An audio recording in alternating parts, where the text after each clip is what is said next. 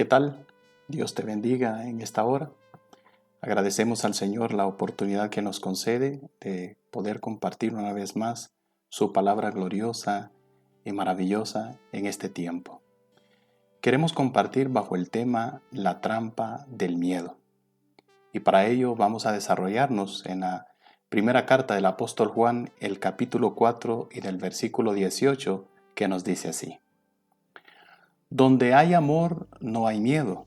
Al contrario, el amor perfecto echa fuera el miedo, pues el miedo supone el castigo. Por eso, si alguien tiene miedo, es que no ha llegado a amar perfectamente.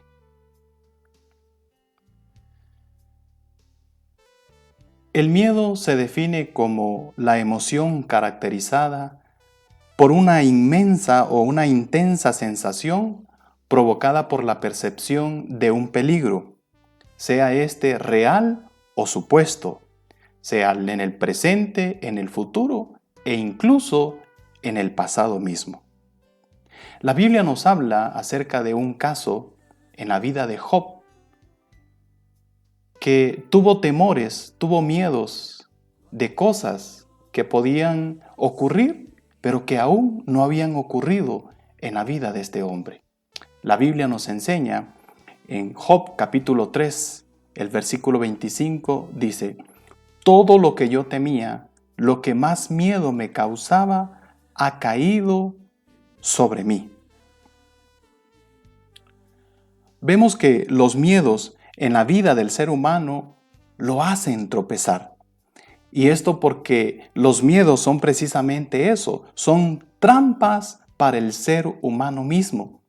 Y qué interesante, porque la Biblia nos muestra también en el libro de Proverbios, en el capítulo 29, verso 25, que el miedo a los hombres es una trampa, pero el que confía en el Señor, dice la palabra, estará protegido. Alabado sea el Señor. Entonces encontramos cómo la Biblia nos relata propiamente ese hecho, de que los miedos se convierten en lazo, se convierten en trampas para el hombre mismo. Pero también la Biblia nos advierte que aquellos que confían en el Señor serán protegidos, protegidos de esos miedos, protegidos de esos temores que invaden la mente y que invaden el corazón de los seres humanos. Y qué maravilloso es el que nosotros podamos depositar nuestra confianza total en el Señor nuestro Dios. Quiero enseñarte en este tiempo 3 ejemplos de hombres que tuvieron temores. Personas que los miedos les asaltaron y provocaron en ellos ciertas situaciones que marcaron de hecho sus vidas. Quiero iniciar el primer caso con la vida de Abraham. En el libro de Génesis encontramos 2 episodios en los que Abraham, el padre de la fe, tuvo miedos, fue asaltado por los miedos, por los temores, lo que causaron ciertas circunstancias en la vida de Abraham en ese entonces. Leamos. En Génesis capítulo 12, versículo 10 al versículo 12 nos dice la palabra. Hubo entonces hambre en la tierra y descendió Abraham a Egipto para morar allá, porque era grande el hambre en la tierra. Y aconteció que cuando estaba para entrar en Egipto, dijo a Sarai su mujer: he aquí, ahora conozco que eres mujer de hermoso aspecto, y cuando te vean los egipcios dirán: su mujer es, y me matarán a mí, y a ti te reservarán la vida. Encontramos entonces en este primer episodio, en Génesis capítulo 12, versículo 10 al 12, en el que Abraham se vio obligado a descender a la tierra de Egipto por causa de la hambruna que hubo en ese momento. Y antes de ingresar a esa tierra, él solicitó a Sarai, su esposa, su mujer, de que debía decir de que no era su esposo, sino su hermano.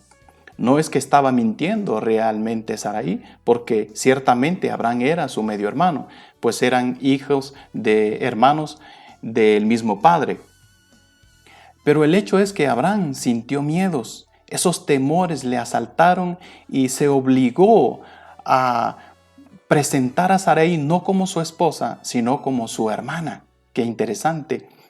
Pues Dios, quien le había pedido a Abraham que dejara su tierra, que se apartara de su parentela y que se dirigiera hacia la tierra que Dios le iba a entregar a él y a toda su descendencia, tuvo miedos cuando Dios había advertido que él iba a ser su protector. Él iba a ser quien no solamente dirigiera su vida, sino quien iba a guardar y proteger su vida durante todo el camino que Dios le estaría guiando hacia esa tierra que iba a poseer su descendencia. El segundo episodio que encontramos y que hace mención a ese mismo miedo que volvió una vez más a asaltar a Abraham es en el capítulo 20, cuando llega a la tierra de Gerar y el rey toma a Sarai nuevamente por su mujer. Pero no la tocó gracias a que Dios advirtió a este rey que no lo hiciera, pues era esposa de aquel hombre a quien Dios denomina como un profeta. Interesante.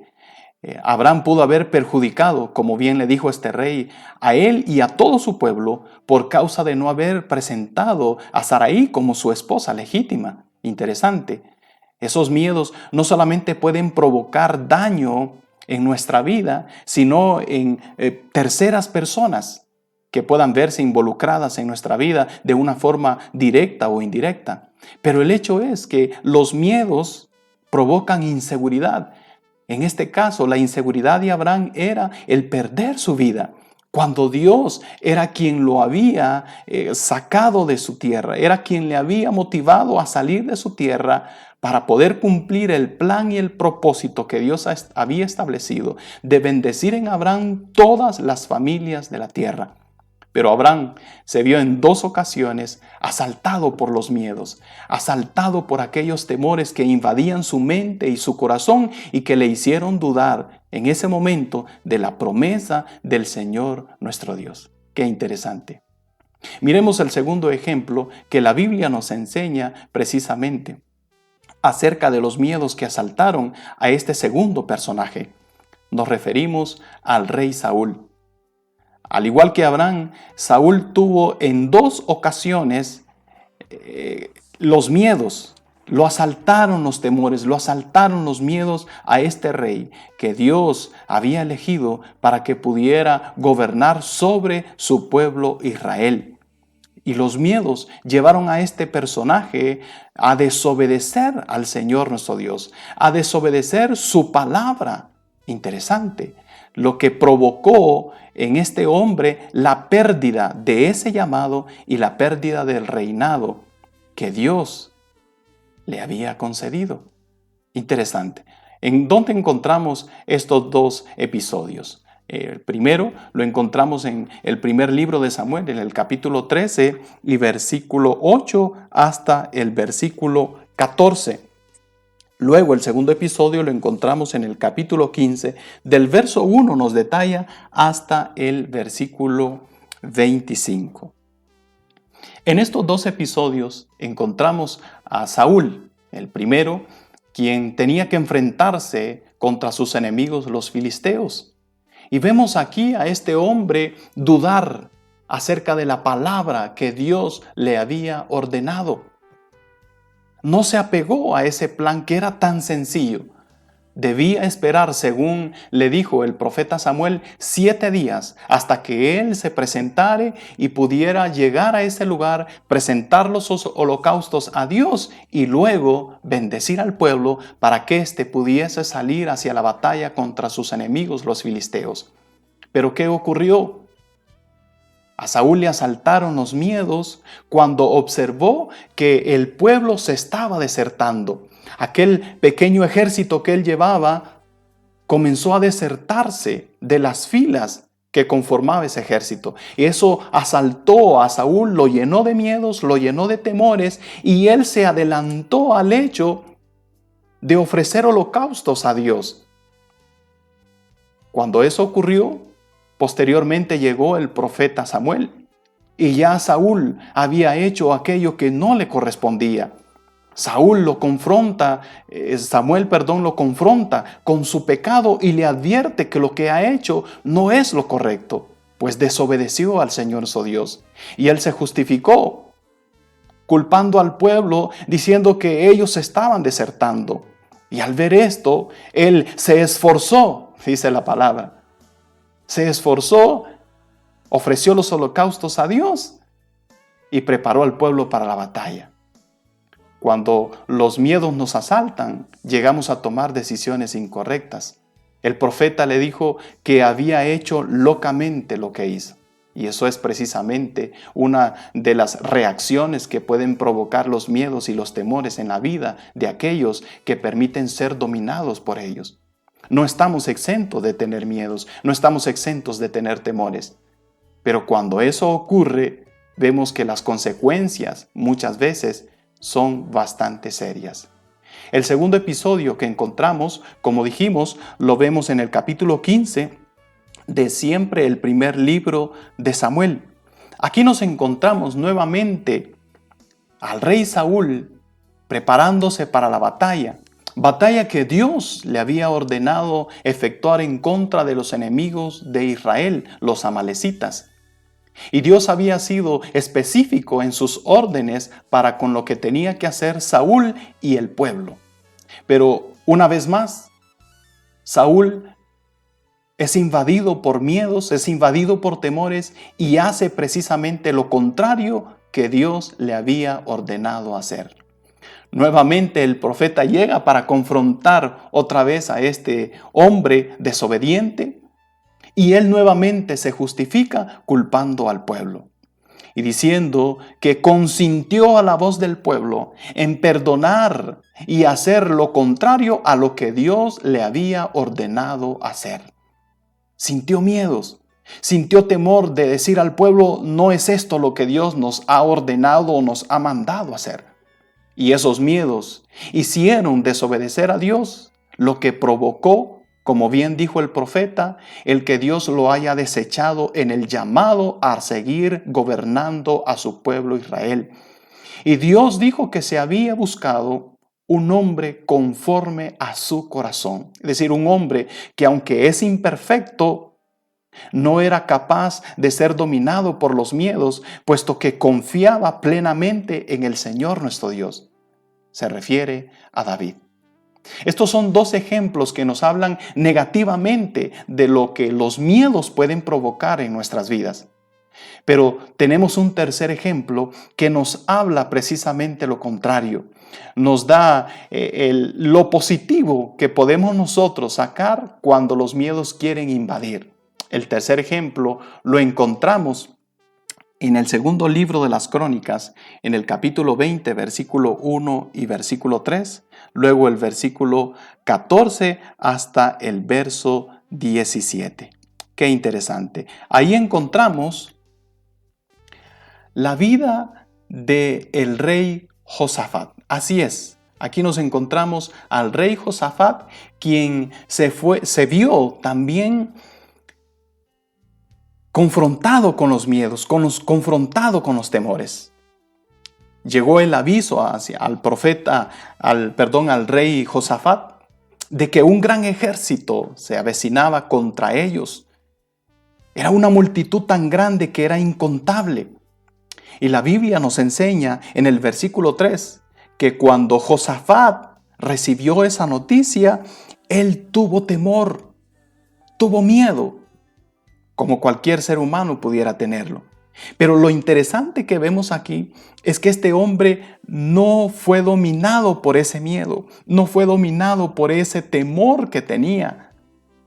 La acción que él tuvo fue totalmente distinta a la acción que tuvo Abraham y que tuvo el rey Saúl. Este rey, dice la palabra, se humilló delante de nuestro Dios y consultó a Dios. Es decir, se humilló y buscó la dirección de Dios.